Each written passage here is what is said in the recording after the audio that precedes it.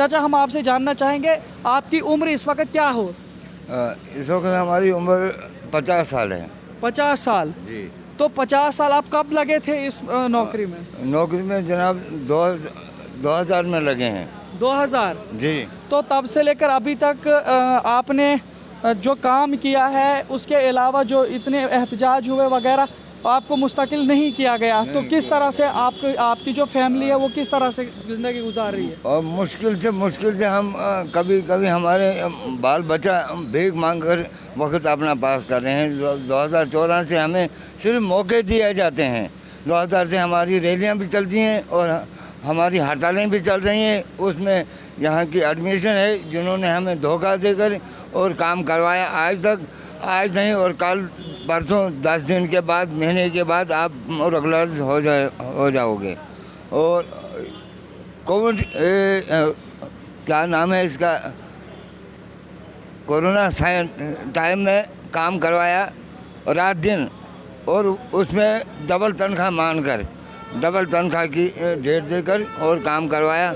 और out area में भी, जहाँ की म्यूनसिपैलिटी के बाहर भी काम हमसे करवाया, मगर हाँ उसकी हमें कोई प्रॉफिट नहीं मिला, उसका बेनिफिट कुछ भी नहीं मिला। तो अब मजबूरी आज हम फिर इस कदम पे आए हैं कि हम इल्तिजा कर रहे हैं इस सरकार से और लेफ्टिनेंट गवर्नर साहब से कि भाई थोड़ा इंसाफ फरमाएं सफाई कर्मचारी यूनियन पे। देखिए नाज़रीन, जिस तरह से वो एक जुमला था, एक काफ़ी दानिश्वर इंसान था जिसने ये कहा था कश्मीरी में कि रिटायरमेंट 58 उम्र वचम शर्ट, तो वही मामला इन लोगों के साथ भी हो रहा है। आप जान रहे हैं कि इनकी हालत इस वक्त किस तरीके की बनी हुई है। तो रिटायरमेंट में कुछ ही अरसा बाकी है, लेकिन ये अपनी मुस्तकिली का इंतज़ार कर रहे हैं। तो ये शर्म सार कर देने वाली बात है इस वक्त हमारे जो है इलाके में कि किस तरीके से हमारे यहाँ पे मसाइल लोगों के साथ हो रहे हैं, किस तरह से इन लोगों के साथ खिलवाड़ किया जाता है। इसमें साफ तौर पर यह भी देखने को मिल रहा है कि अगर इन लोगों को इनका इंसाफ नहीं मिलना था, इन्हें मुस्तकिल नहीं किया जाना था, तो इन्हें लगवाया क्यों गया था, और अगर इन्हें लगवाया गया था तो इन्हें मुस्तकिल क्यों नहीं किया गया। बहरहाल ये सवाल इस वक्त की सरकार के लिए और मौजूदा जो इंतज़ामिया है उन लोगों के माथे पर है कि इस तरीके से लोगों के हालात बने हुए हैं। आप देख रहे हैं खुद इस वक्त ये कुर्सी पे बैठे हैं, ये बिल्कुल बैठने के काबिल भी नहीं है, लेकिन अभी तक इनके साथ इंसाफ नहीं किया गया और ये इंतज़ार कर रहे हैं इसी बात का कि कब न कब हम मुस्तकिल हो जाएंगे। लेकिन उम्मीद ये है कि आज जिस तरीके से ये लोगों ने एहतजाज किया है इस पर जल्दी से नज़रसानी की जाए ताकि इन लोगों का जो मसला है वो हल हो जाए। और अगर इनका मसला नहीं होता है तो वाक़अतन इस तरीके के हालात बन सकते हैं। और इनका कस्बे डोडा के साथ इस तरीके का ताल्लुक जुड़ा हुआ है कि कस्बे के अंदर जिस तरीके से जितनी भी गंदगी होती है उसको साफ़ करने वाले ये लोग हैं, ये लोगों के काम करने वाले हैं। और जिस तरीके से पूरे इलाके को साफ़ किया जाता है, आप सबको पता है कि सफाई आधा ईमान की एक हदीस है जिसमें बताया गया है कि मुकम्मल ईमान के लिए आधा हिस्सा ईमान जो है वो सफाई है। लेकिन उसी सफाई के करने वाले लोगों के लिए आज इस तरीके के हालात बने हुए हैं। और अगर इन लोगों के साथ इंसाफ नहीं किया गया तो आप देख सकते हैं जिस तरीके से कुछ चंद माह पहले इस हालात बने थे कस्बे में कि पूरा कस्बा जो है गंदगी के ढेरों से भरा हुआ था और हर तरफ से बदबू आ रही थी, लोग बीमार हो रहे थे। तो वही हालात न बने इससे पहले इन लोगों के मसलों पर नजरसानी की जानी चाहिए। फिलहाल इसी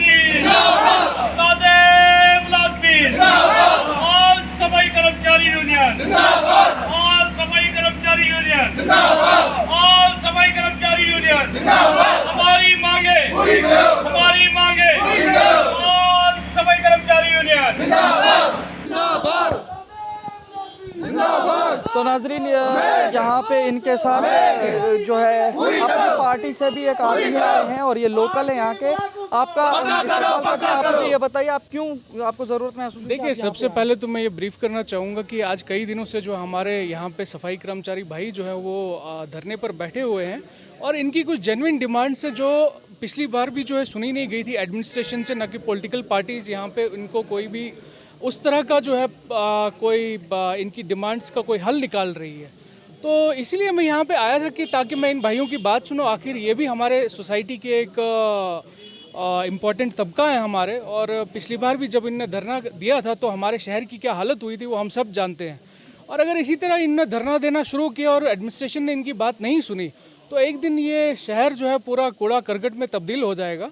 इसलिए मेरी अपील रहेगी एडमिनिस्ट्रेशन से भी, और मैं खुद भी अपने एंड से भी as a district vice president अपनी पार्टी गवर्नर साहब तक ये बात पहुंचाने की कोशिश करूंगा कि इनकी डिमांड जो है, एक तो रेगुलराइजेशन की डिमांड है और एक इनका रेट जो है, जो यूटी का रेट इनको नहीं मिल रहा है। तो जैसे हमारे बाकी सारे इंस्टीट्यूशंस हैं, मैं ये कहना चाहूँगा उनके लिए जो है, जैसे हमारी सरकार, सेंट्रल सरकार ने जो है उनके लिए पे स्केल जो है चेंज किया हुआ है, तो वैसे ही इन्हें फेज्ड मैनर इनका भी हल निकाला जाए किसी ना किसी तरह से। और दूसरा इनका रेगुलराइजेशन का मसला है, तो जाहिर सी बात है कि एकदम से तो ये चीज़ें हो नहीं सकती है, लेकिन ये है कि एक फेज्ड मैनर में अगर ये सब चीज़ें की जाएँ तो इन लोगों को धरने पर बैठने की ज़रूरत नहीं है। और मैं आपको ये भी इन्फॉर्मेशन देता जाऊं कि ये कोई छोटा मोटा तबका है नहीं। हमारी सरकार ने जो है, जो सेंट्रल सरकार है, उसने एक बाज़ाब्ता एक कमीशन फॉर सफाई कर्मचारी जो है, सेंट्रल कमीशन फॉर सफाई कर्मचारी जो है वो बनाया हुआ है, और उसको हेड जो है वो यूनियन रैंक के एक मिनिस्टर हेड करते हैं। तो इसी से आप अंदाज़ा कर लीजिए कि ये कोई छोटा मोटा तबका है नहीं जिसको ऐसे यूं ही जो है वो धरने पर बैठने के लिए मजबूर किया जाए और इनकी बात ना सुनी जाए। और मैं यहाँ पे अपनी सिविल सोसाइटी के मेंबर से भी जो है वो गुजारिश करना चाहूँगा कि वो यहाँ पे आएँ। जिस तरह से हमें जब कूड़ा करकट महल्ले में जमा हो जाता है, गली में जमा हो जाता है, शहर में जमा हो जाता है, तो हम इन भाइयों को ढूंढते हैं, तो उसी तरह अगर इस वक्त जो है इनकी प्रॉब्लम्स यहाँ पे चल रही है तो हमें इनके साथ छाना बचाना खड़ा होना चाहिए। ऐसा नहीं है कि ये कोई हम बोलेंगे कि चलो जी एक दूसरा तबका है तो इनकी कोई जिम्मेवारियाँ नहीं है, इनके बच्चे नहीं हैं, इनकी फैमिलीज़ नहीं हैं। मुझे नहीं लगता है कि यहाँ पे इनको स्कीम्स के बारे में भी किसी ने अवेयर किया हुआ है। होटल डोडा दरबार आपकी खिदमत में मुकम्मल इंतजामात के साथ पेश कर रहा है बिना दूर गए ही शादी और महफिलों के आला इंतजामात अब आपके डोडा में।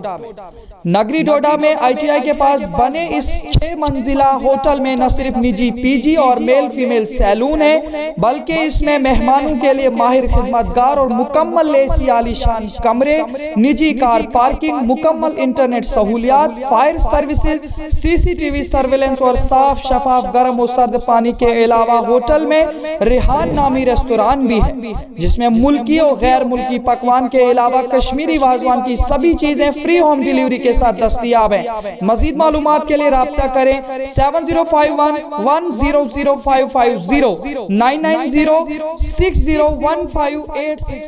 अस्सलाम वालेकुम, आदाब नाजरीन, होम चैनल डोडा से मैं आपका मेज़बान इद्रीस फलाही इस वक्त कस्बा डोडा के टाउन हॉल डोडा में मौजूद हूँ, जहाँ पर आप देख सकते हैं कि इलाका डोडा या कस्बा डोडा के अंदर जिस तरीके से सफाई सुथराई के लिए सफाई कर्मचारी दिन रात लोगों को राहत महसूस करते हैं, तो वहीं आज ये सारे के सारे लोग यहाँ पे प्रोटेस्ट में जो है इस वक्त बैठे हुए हैं।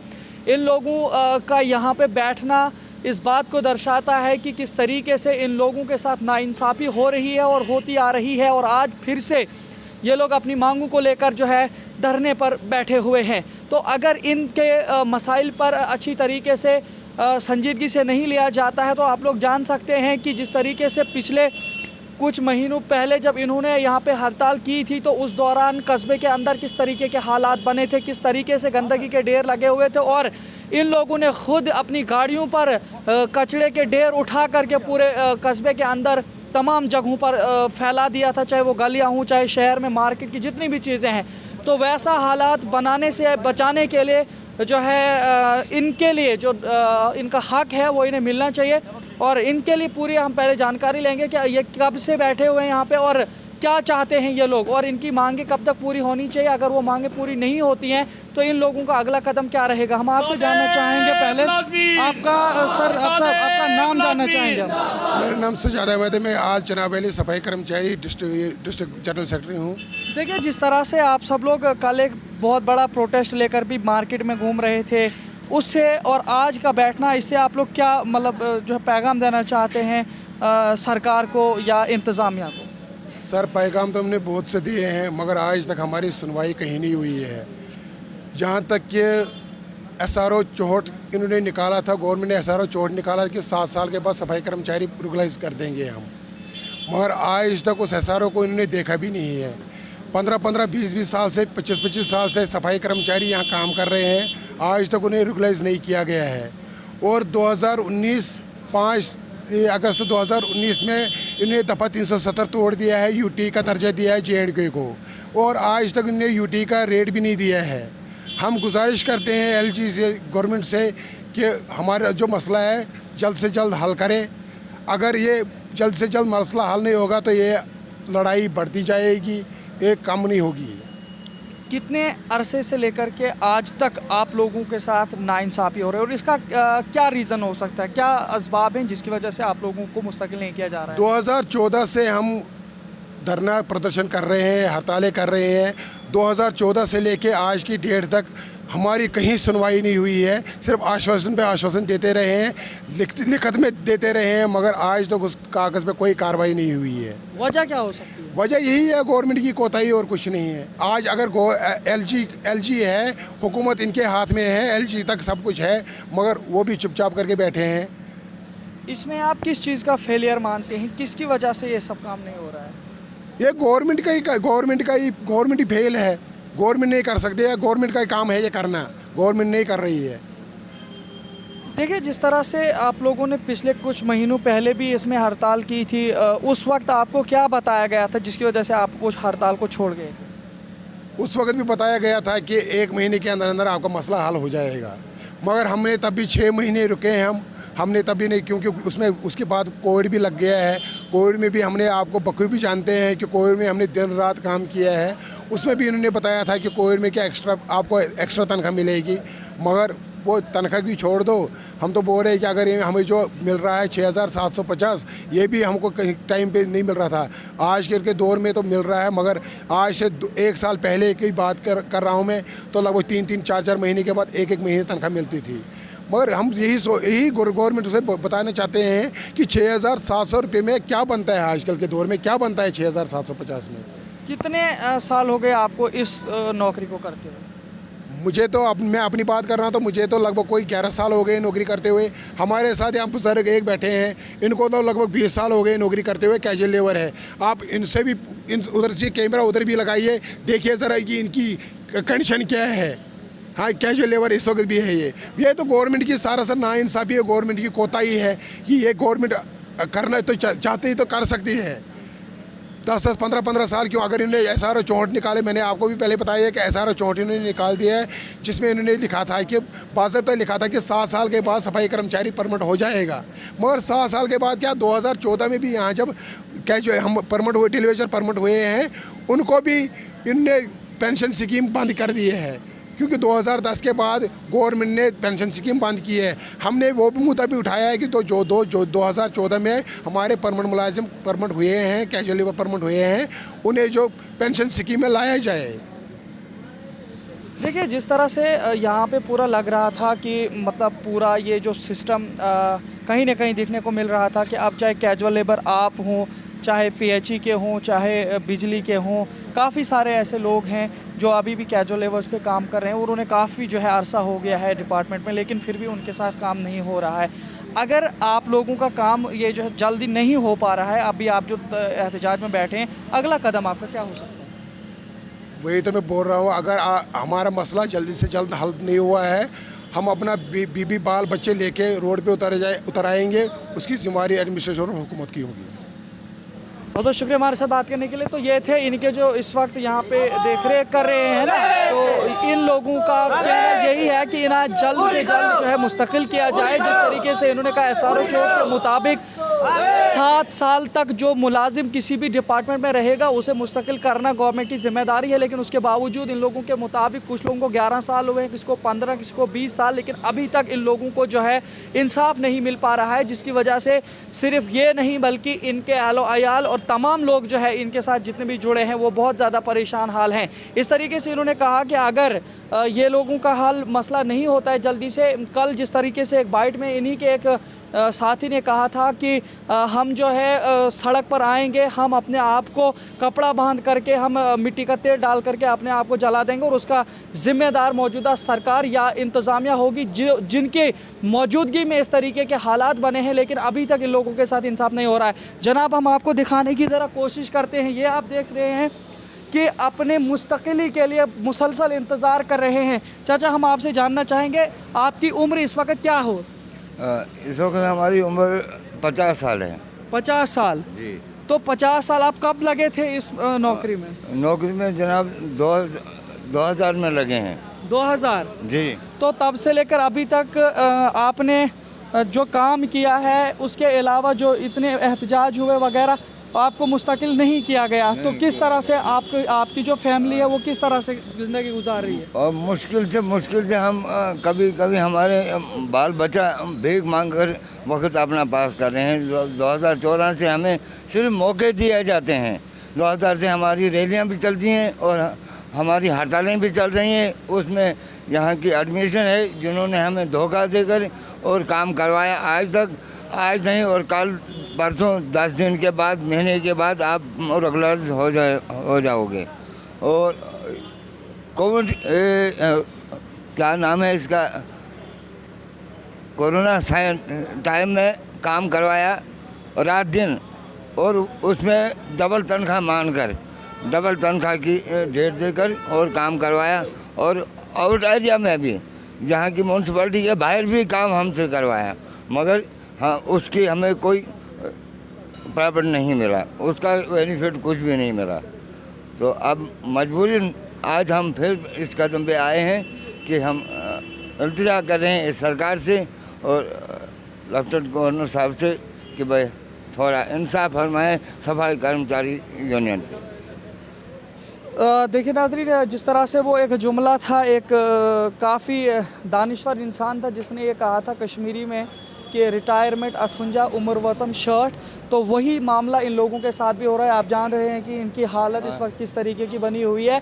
तो रिटायरमेंट में कुछ ही अरसा बाकी है, लेकिन ये अपनी मुस्तकिली का इंतज़ार कर रहे हैं। तो ये शर्म सार कर देने वाली बात है इस वक्त हमारे जो है इलाके में कि किस तरीके से हमारे यहाँ पे मसाइल लोगों के साथ हो रहे हैं, किस तरह से इन लोगों के साथ खिलवाड़ किया जाता है। इसमें साफ तौर पर यह भी देखने को मिल रहा है कि अगर इन लोगों को इनका इंसाफ नहीं मिलना था, इन्हें मुस्तकिल नहीं किया जाना था, तो इन्हें लगवाया क्यों गया था, और अगर इन्हें लगवाया गया था तो इन्हें मुस्तकिल क्यों नहीं किया गया। बहरहाल ये सवाल इस वक्त की सरकार के लिए और मौजूदा जो इंतज़ामिया है उन लोगों के माथे पर है कि इस तरीके से लोगों के हालात बने हुए हैं। आप देख रहे हैं खुद इस वक्त ये कुर्सी पे बैठे हैं, ये बिल्कुल बैठने के काबिल भी नहीं है, लेकिन अभी तक इनके साथ इंसाफ नहीं किया गया और ये इंतज़ार कर रहे हैं इसी बात का कि कब न कब हम मुस्तकिल हो जाएंगे। लेकिन उम्मीद ये है कि आज जिस तरीके से ये लोगों ने एहतजाज किया है इस पर जल्दी से नज़रसानी की जाए ताकि इन लोगों का जो मसला है वो हल हो जाए। और अगर इनका मसला नहीं होता है तो वाक़अतन इस तरीके के हालात बन सकते हैं। और इनका कस्बे डोडा के साथ इस तरीके का ताल्लुक़ जुड़ा हुआ है कि कस्बे के अंदर जिस तरीके से जितनी भी गंदगी होती है उसको साफ़ करने वाले ये लोग हैं, ये लोगों के काम करने वाले हैं। और जिस तरीके से पूरे इलाके को साफ़ किया जाता है, आप सबको पता है कि सफाई आधा ईमान की एक हदीस है जिसमें बताया गया है कि मुकम्मल ईमान के लिए आधा हिस्सा ईमान जो है वो सफाई है। लेकिन उसी सफाई के करने वाले लोगों के लिए आज इस तरीके के हालात बने हुए हैं। और अगर इन लोगों के साथ इंसाफ नहीं किया गया तो आप देख सकते हैं जिस तरीके से कुछ चंद माह पहले इस हालात बने थे कस्बे में कि पूरा कस्बा जो है गंदगी के ढेरों से भरा हुआ था और हर तरफ से बदबू आ रही थी, लोग बीमार हो रहे थे। तो वही हालात न बने इससे पहले इन लोगों के मसलों पर नजरसानी की जानी चाहिए। फिलहाल इसी तरह देखते रहे शोम चैनल डोडा। अपने मेज़बान इद्रिस फलाई को दीजिए इजाज़त, मज़ीद पेश करेंगे, तब तक के लिए अल्लाह हाफिज़। आइए चलते हैं वानी हैंडलूम। खूब से खूबतर बन सकता है आपके घर का अर्शो फर्श। रंगीन दुनिया में घर सजावट बन चुका है जरूरी, क्योंकि आप होंगी आपकी सब मांगे पूरी। क्या करना पड़ता है आपको आराइशी सामान के लिए दूर दूर का दौरा, तो आज हो जाएगा आपका एक ख्वाब भी पूरा, क्योंकि आप डोडा में पेट्रोल पंप और बुलेट शोरूम के साथ में वानी हैंडलूम के नाम से घरेलू आराइशी सामान का 4 मंजिला कारखाना खुला है, जो आपको फराहम करेगा बिना दूर गए ही कंबल, तकिए, पर्दे, मखमल, कालीन, अलमारियां, गद्दे, बेड, सोफा, बेडशीट, रबड़ और रिवॉल्विंग कुर्सियों के अलावा घरेलू सभी आराइशी सामान बिल्कुल कम से कम दामों पर।